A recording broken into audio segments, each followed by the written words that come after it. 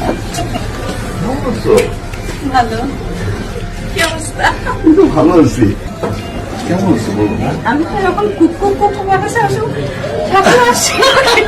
পরিবারের জন্য দীর্ঘ ১০ বছর পর শাকিব খানকে দেখতে পেয়ে একের পর এক পাগলামি করলেন চিত্রনায়িকা পূর্ণিমা। হ্যাঁ ভিউয়ার্স, কখনো শাকিব খানের ৭২ লাখ টাকার ঘড়ি দেখে যেন উল্টাপাল্টা কথা বলেই যাচ্ছিলেন, আবার কখনো কিরে মেয়ের বাবা এইভাবে কথা বলে রীতিমতো লজ্জায় ফেলে দিচ্ছিলেন শাকিব খানকে।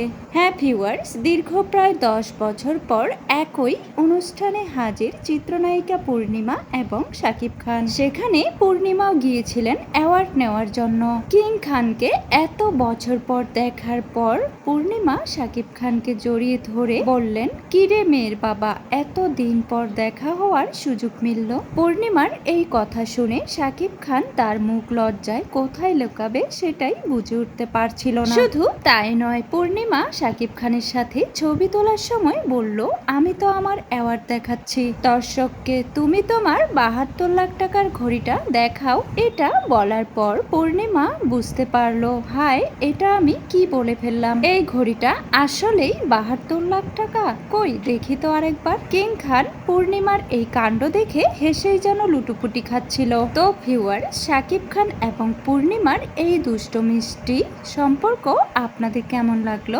অবশ্যই কমেন্টে জানাবেন। ভিডিওটি ভালো লাগলে লাইক, কমেন্ট এবং সাবস্ক্রাইব করতে একদমই ভুলবেন না।